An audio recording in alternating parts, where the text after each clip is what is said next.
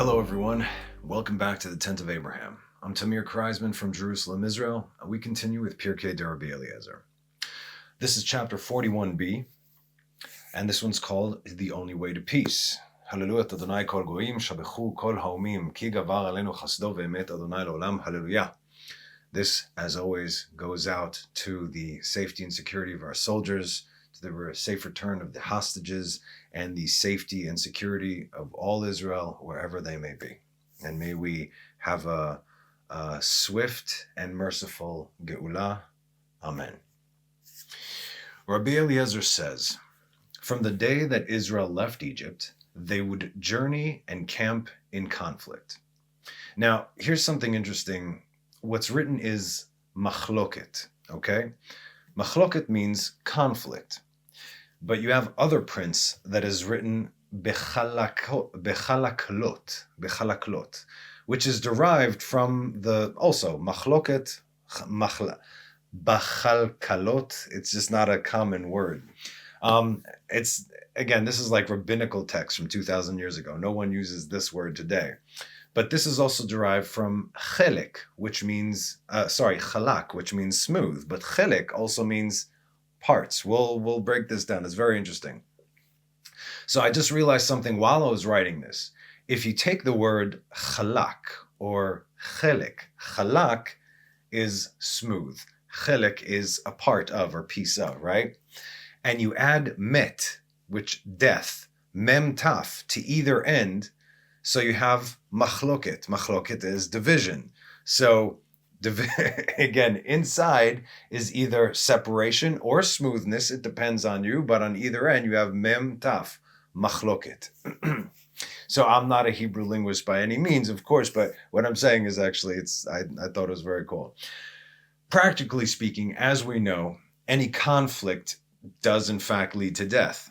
But if you break that off and you come together, then everything is chalak. It goes smooth. So like we said, chelek also means a piece of or a part of. And this is also relevant, and we'll get into that. So let's try this again and read it as bechalkalot, smoothness. Let's say that. Because when we keep reading the context of discussion, we'll see that it is conflict, but it's also not necessarily a conflict. In other words, you could read it both ways. So even within this smoothness, there still is a conflict. Rabbi Eliezer says, from the day that Israel left Egypt, they would journey and camp within machloket. Okay, we'll go with that. As said in Exodus 19:2, they journeyed from Rephidim and they arrived in the desert of Sinai and they encamped. So again, this Vayechan Sham Yisrael, this is, you lose the meaning, of course, in Hebrew. Vayis'u, yes, it's they. Mirephidim vayavo midbar Sinai vayachanu, and they camped b'midbar. Vayachan sham Israel.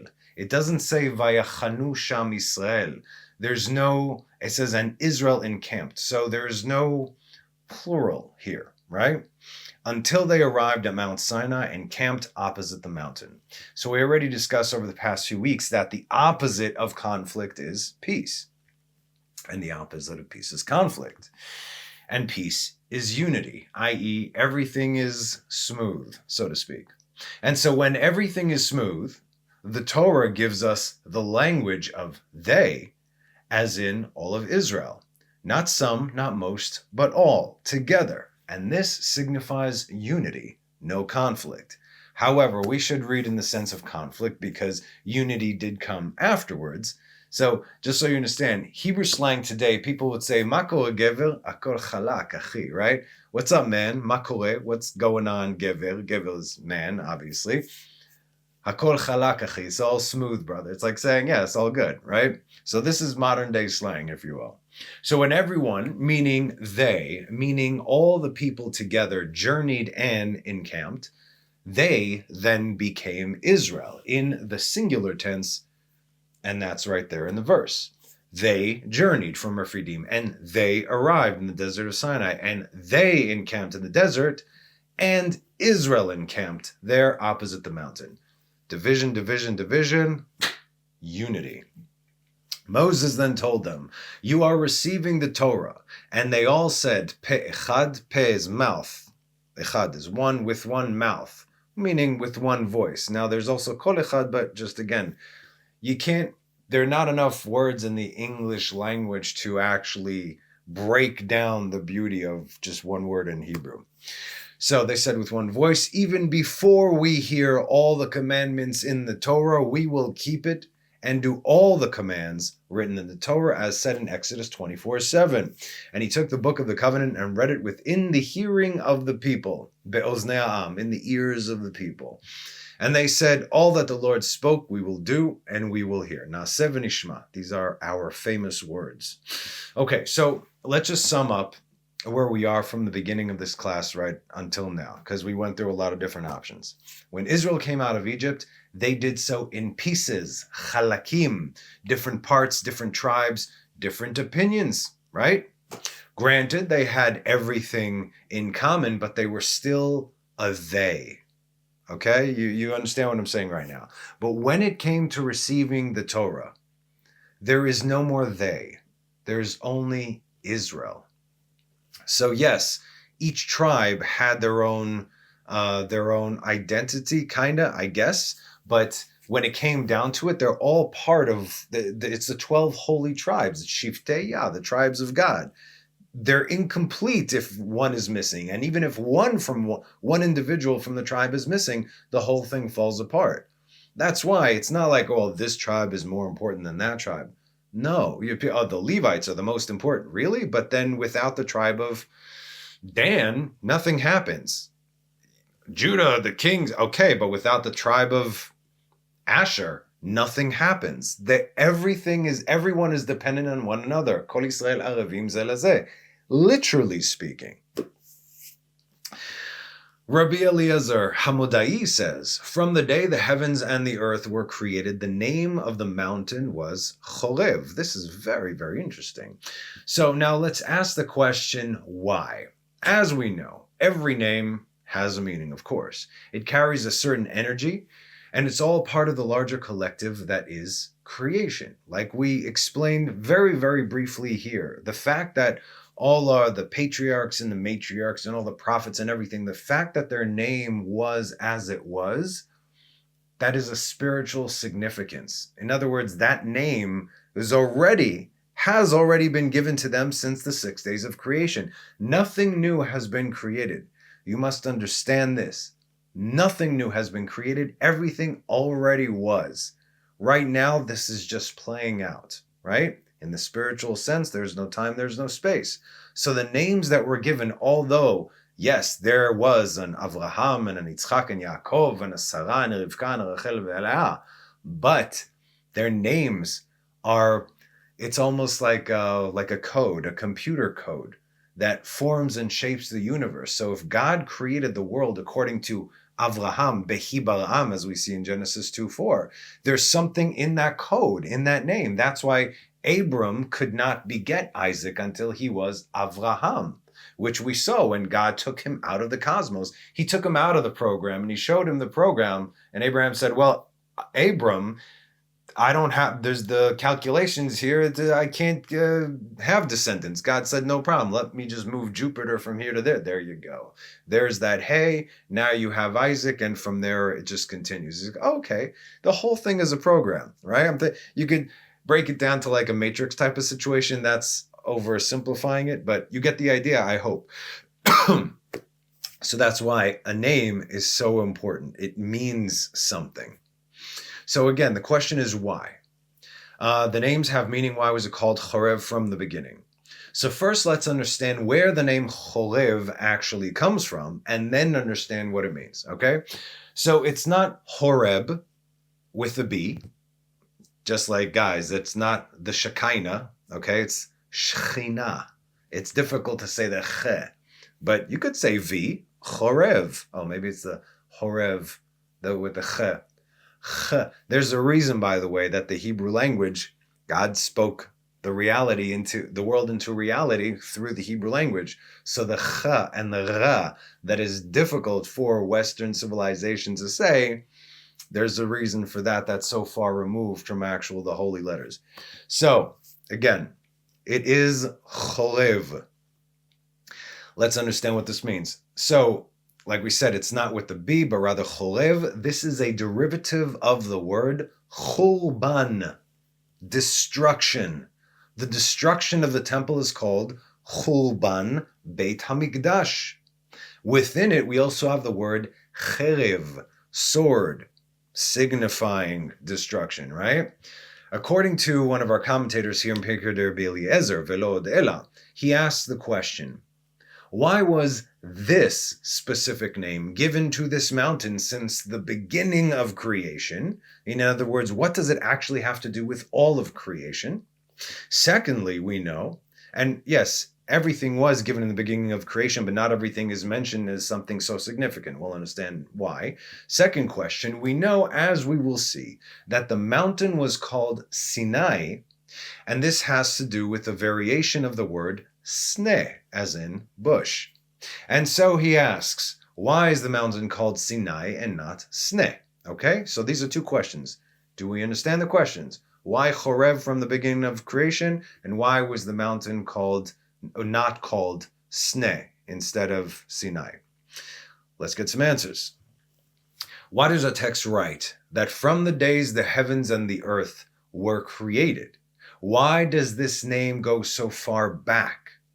Now, I'm telling you now, based on the meaning of the word chorev, which we just learned, and based on last week's teaching, and based on the info that I'm going to reiterate, everyone knows the answer, okay? You see, you all have the information. From what I've been giving here, everyone has this information.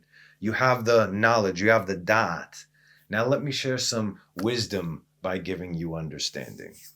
That's a fancy way of saying, let me just, connect the dots for you. Which, yeah. The world was created for Israel. We know this, right? First word in the Torah, the last word in the Torah. Bereshit at first, last word, Israel, Israel. Last word in the Torah, Israel at first. Bereshit, first word in the Torah. It goes around. It doesn't end. And it's not only according to that. That's like a cute, oh, yeah.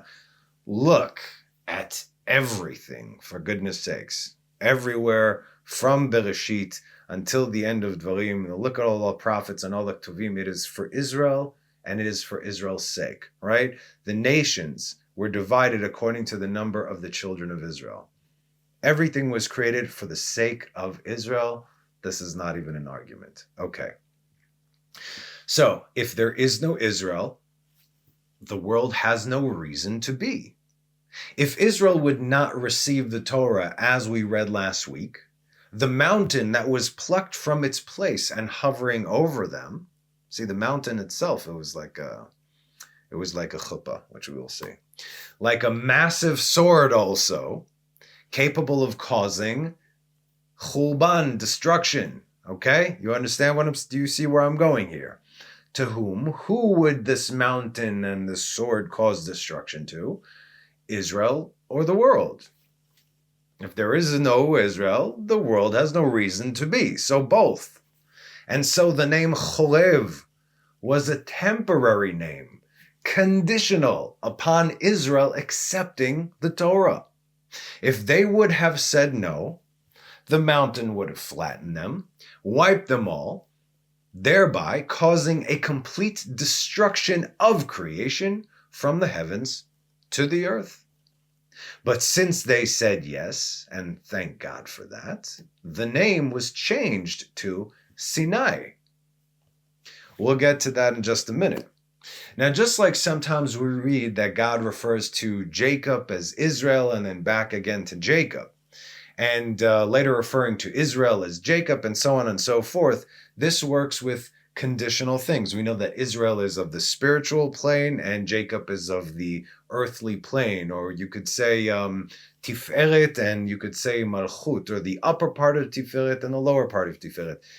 I might be confusing you right now, but the bottom line is Israel is something that you have to earn, like we said, and you could only become Israel if you are Jacob, meaning Jacob today, that means a Jew, living like a Jew, being accepted by the Jewish people, according to Torah and Halacha. That's it.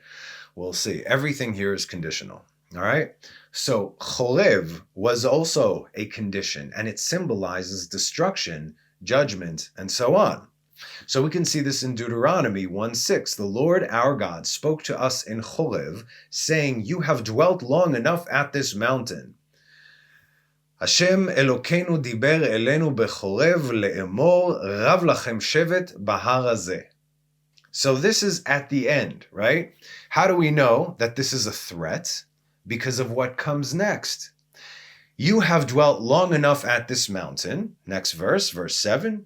Turn and journey, pnu us'u lachem, for your own sake, and come to the mountain of the Amorites and to all its neighboring places in the plain, on the mountain, and the lowland in the south, and by the seashore, and the land of the Canaanites and the Lebanon, until the great river, the Euphrates River.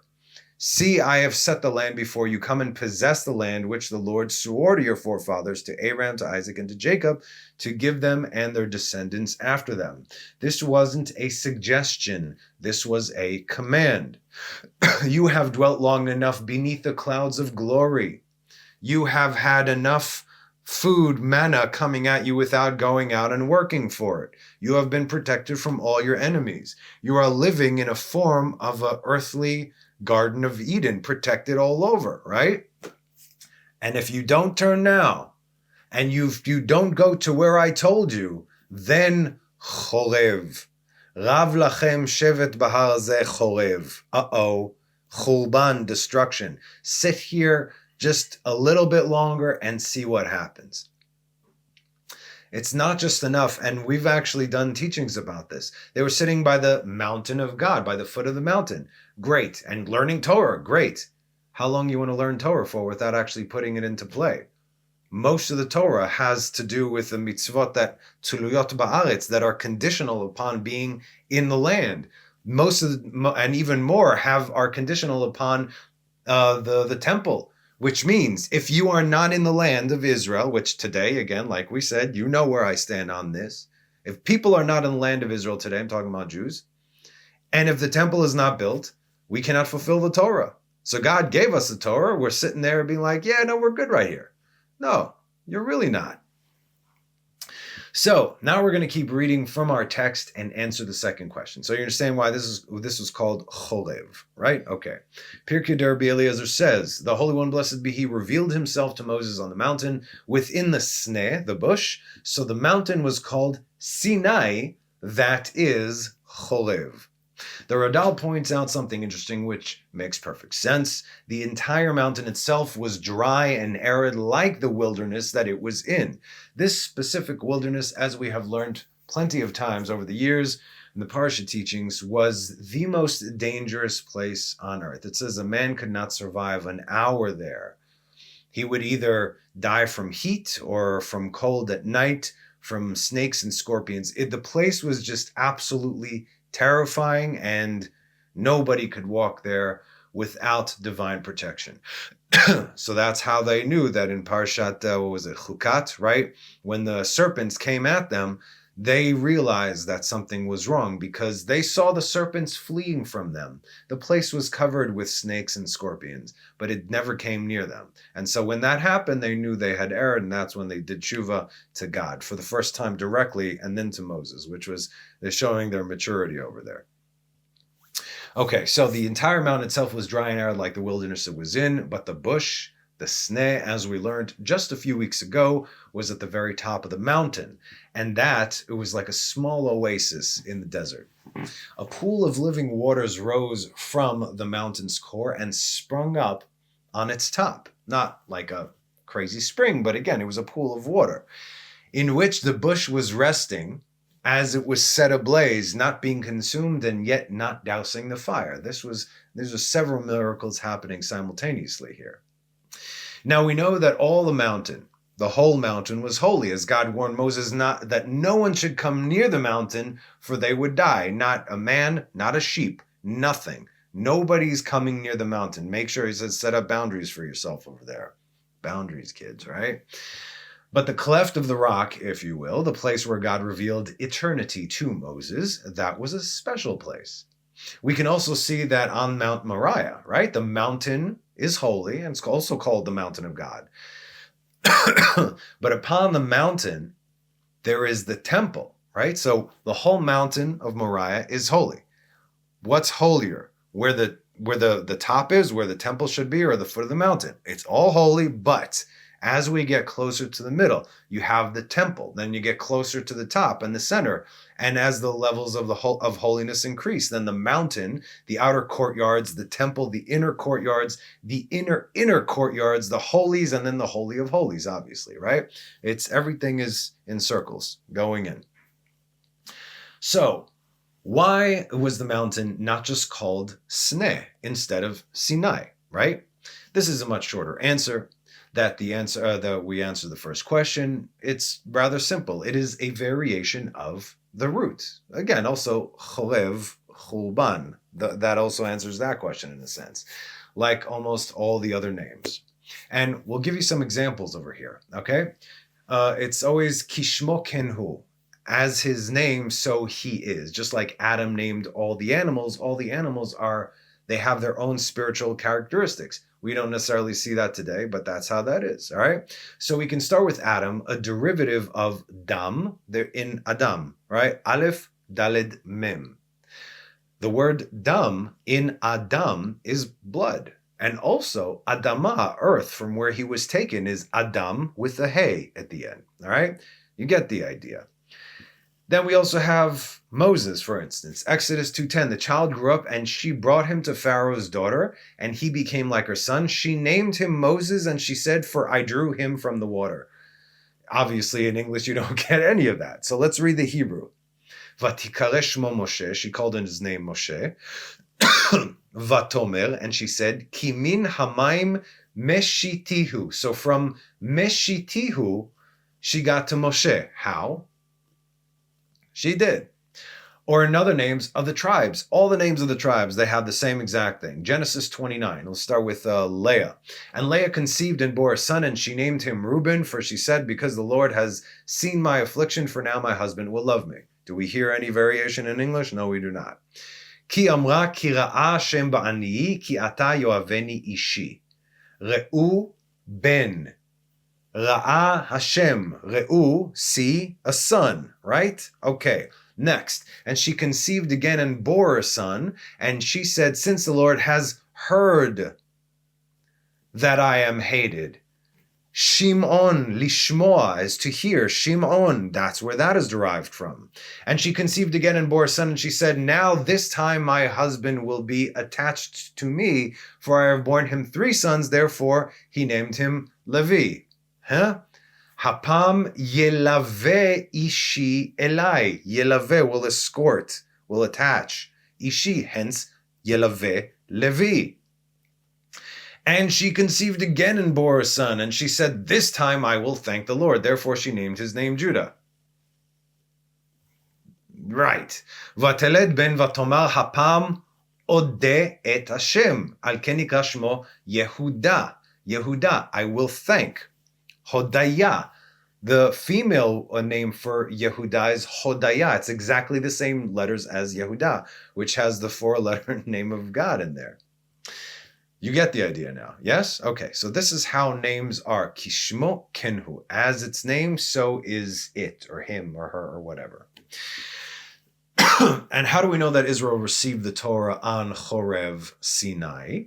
Deuteronomy 4:10, the day you stood before the Lord your God at Chorev, when the Lord sent to me, assemble all the peoples for me, and I will let them hear my words, that they may learn to fear me, and all the days that they will live on the earth, and that they may teach their children. So again, when you came, it was Chorev, but afterwards it was Sinai.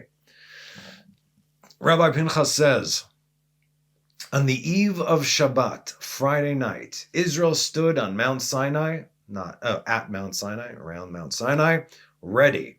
The men separate and the women separate. Now, there are other midrashim that say that it was a Thursday night, but it doesn't add or take away from the purpose over here. So, again, Israel stood at Mount Sinai ready. The men separate and the women were separate. So if there is a separation between, I'm telling you this now, if there's a separation between men and women, when Israel received the Torah, and still they were called all one, I'm not talking about all on this side the men and all on that side the women. No, it was divided into each tribe, into each family, into each home. So it's not like, okay, all the way is there the women's side. No, there was a separation. It broke down mamash into tribes. You're not going to put, right? Let's think about this. Nevertheless, there was a separation, and particularly, though, from husband and wife. And we've discussed it a little bit in the past. We will discuss it again next week. But right now, let's touch on this, okay? So again, if you see that we are receiving the Torah, when men and women are separate on Mount Sinai, and then later on there was a separation between men and women in the temples, but no separation between men and women in your Jewish temple, that should mean something right there. You see? Okay, so progressive that it doesn't matter. That means that the place that you are at does not follow halacha, going back to Sinai. That is not a good place. I hope you get this now. Exodus 19:14-15. So Moses descended from the mountain to the people, and he prepared the people, and they washed their garments. So it says, it doesn't mean they actually washed their garments. Their garments were meaning their earthly garments, meaning they went into a mikveh. They washed themselves. Mikveh tahara. And that was also part of the separation deal. He said to the people, be ready for 3 days. Do not go near a woman. Said Moses on Sinai in the 5 books of Moses. This is a separation on purpose. So why the separation? Always and only for our own good. Like I said, we will definitely get into this next week. The Holy One, blessed be He, said to the daughters of Israel, would you like to receive the Torah? This is what Pirkei Rabbi Eliezer says. God first came to the daughters of Israel and said, you want this, right? For it is the ways of a man to follow after the opinions of woman, as said in Exodus 19:3. Listen. Moses ascended to God, and the Lord called to him from the mountain, saying, so shall you say to the house of Jacob, and tell the sons of Israel. What's the difference here? Beit Yaakov, the house of Jacob, these are the women. Bnei Israel, the sons of Israel, these are the men.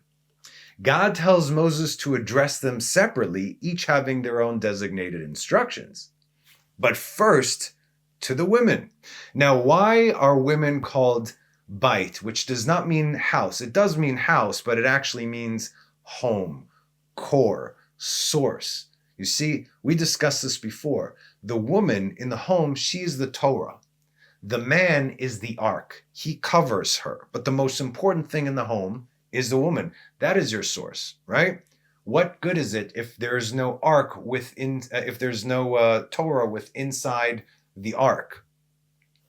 Second temple, there was no ark of the covenant. So what good was the holy of holies in a sense? There was nothing there.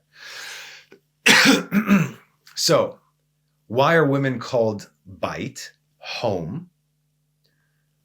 Since the home of Jacob doesn't sound as appealing or as good as the house of Jacob, they call it the house of Jacob. But again, Beit Yaakov, there's still till this day, my mother went to Beis Yaakov in Brooklyn, back in, I'm not going to say when, Mom, but a long time ago.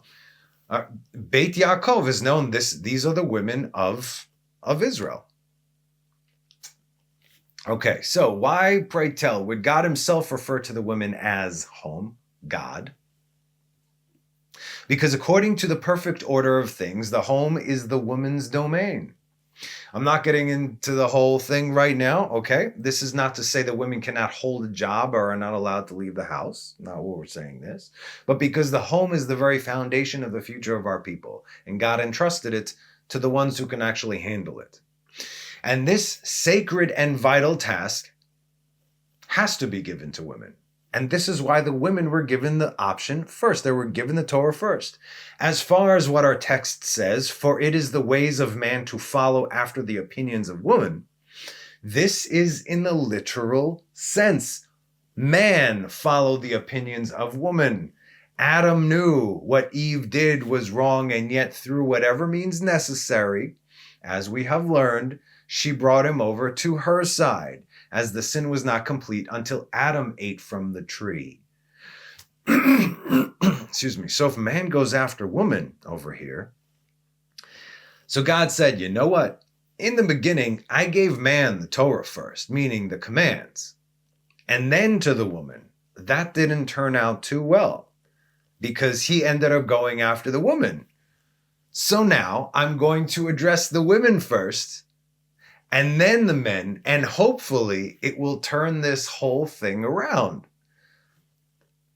I keep coming up with these things. I had a very difficult time calling this drash whatever I called it.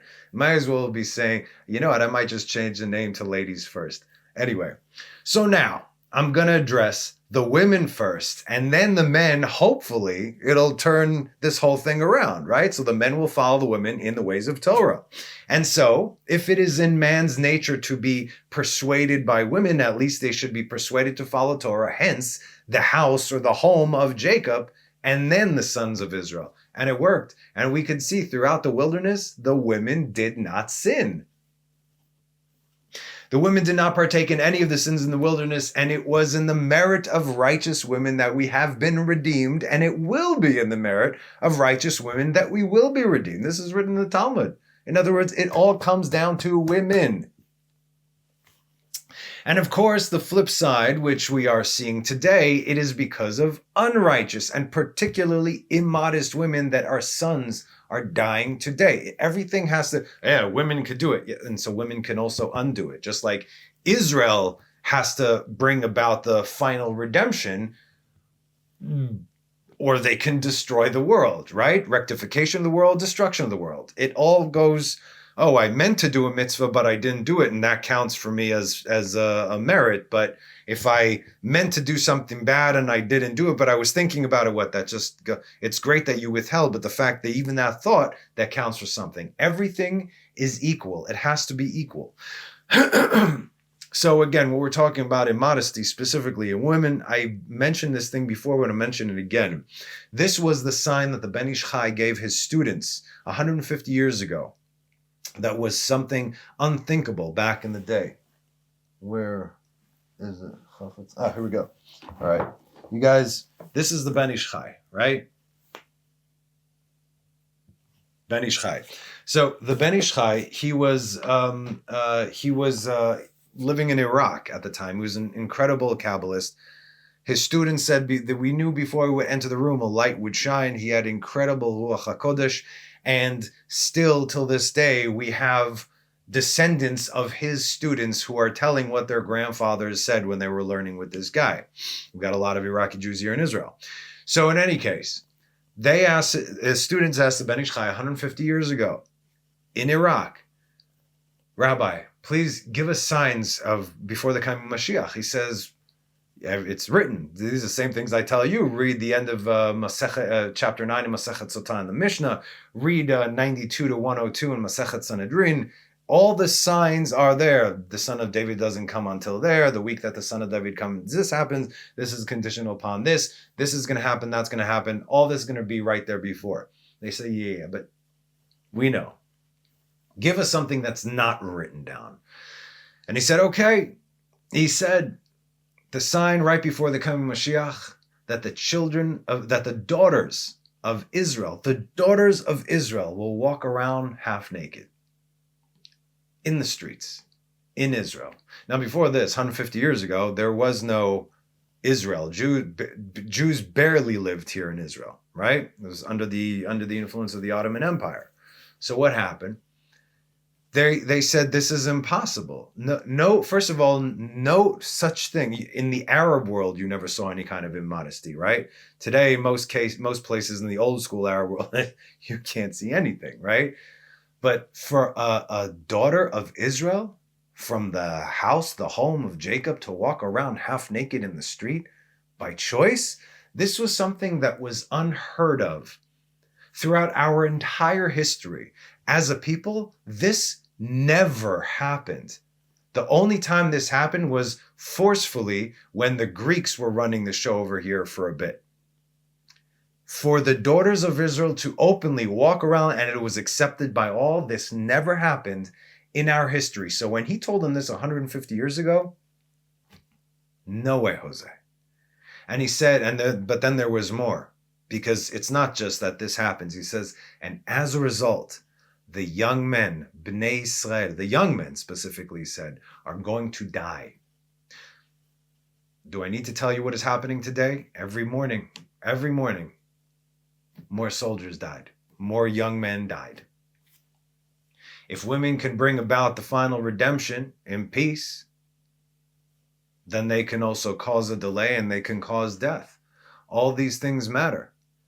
At no point in our history of 3,500 years ever have our daughters been walking around half naked in the streets, posting pictures of their bodies on Instagram or TikTok or Facebook or whatever for the whole world to see, a daughter of Israel.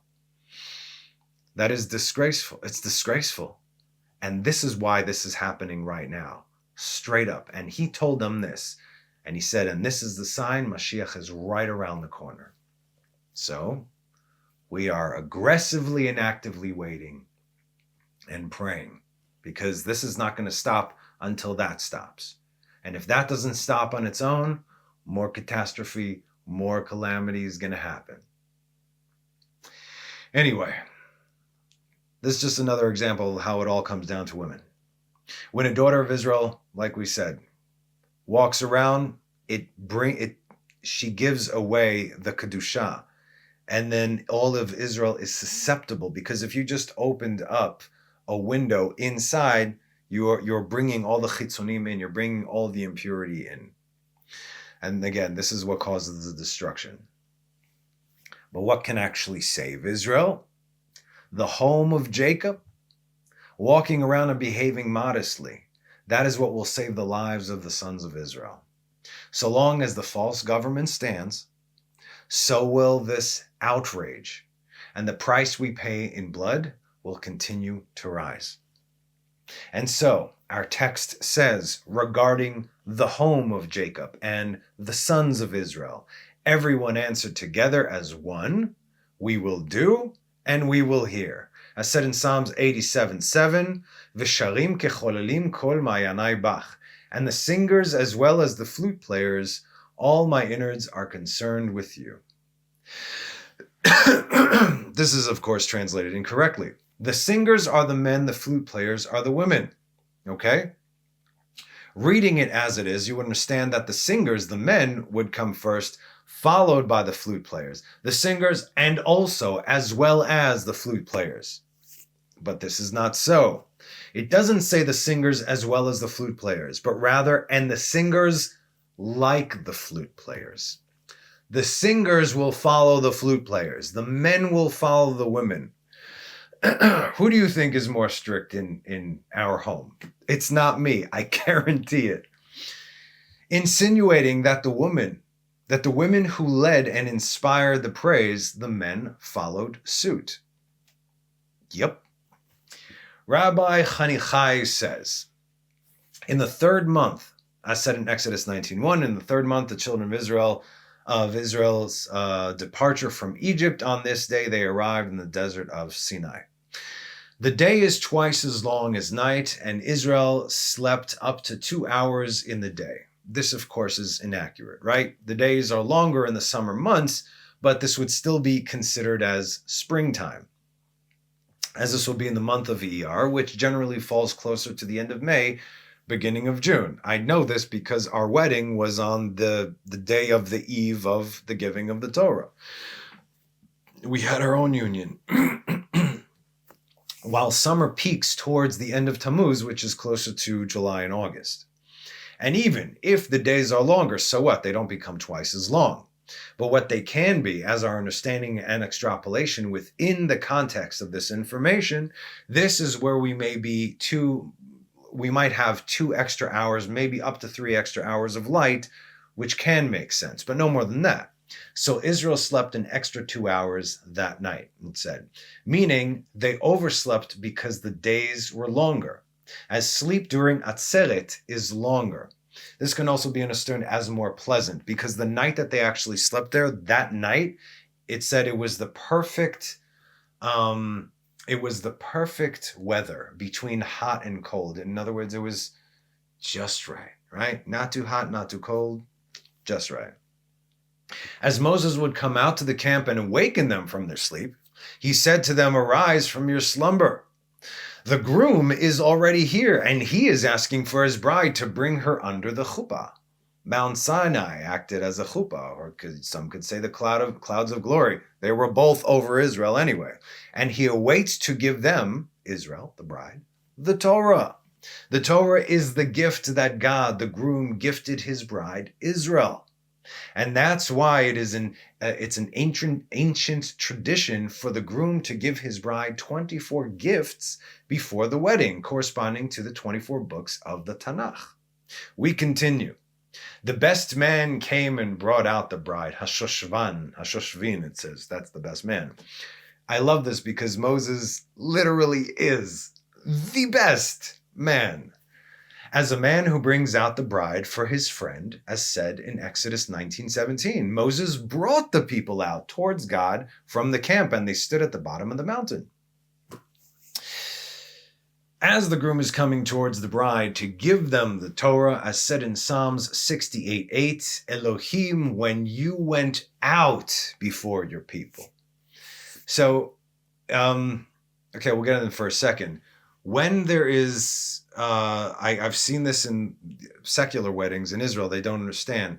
When the groom is already under the chuppah, he's not allowed to leave the chuppah. The bride comes to him. But before that, where does the groom go to the bride? The bride sits on it's a kala seat, the bride seat. That's where everybody does the who's and the has and takes the pictures and everything. In the meantime, while the bride is over there with primarily the women, the men are with the groom to see him sign the contract over there, right? It's like, okay, you sure you can do this? Yeah, you're really sure? Okay, yeah, here you go. Signed, witnesses, everything is there. And then the groom with all the men come to the bride. And that's when you take the veil and you cover her face and everything, and that's where the fathers bless the children. And then afterwards, the groom is escorted to the chuppah, and that's when the bride is brought to him. So the groom should not leave the chuppah. It's romantic. He comes out to greet his bride. There's a reason you do not leave that spot. Okay? All right. And Elohim, when you went out before your people, when you marched through the wilderness forever.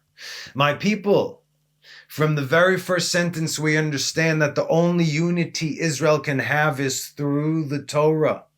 Listen to me now, because at the end of the day, nothing else holds, right? This is our yesod. This is our foundation. This is the only thing that at the end of the day, you could disagree on everything else. Everything is mundane, this entire physical world, nothing matters. But if your foundation is solid and the only foundation is through Torah, you're good. And when we are at peace with one another, there is nothing in the universe that can harm us, right? If we are all in the Torah, there is no conflict, but peace by default. Unfortunately, people confuse peace with quiet. This is not the case. The covenant of peace is directly tied to Torah, which is truth. Truth is not an opinion, but a fact. Just one. Meaning, if everyone goes according to their way, there is no way that peace can ensue. Again, by default. In other words, the powers that be, again, the classic example is our Knesset. Knesset is, I'm going to say this until you guys can understand what I'm saying and you can belt this out to whoever. Our Knesset, our parliament is called Knesset Israel. This is a biblical term. Knesset Israel is the ingathering of Israel. When the ingathering of Israel takes place in Israel, the Shekhinah is with them. HaKadosh Baruch Hu, the Holy One, blessed be He, unifies with the Shekhinah, i.e. with Israel. Final redemption.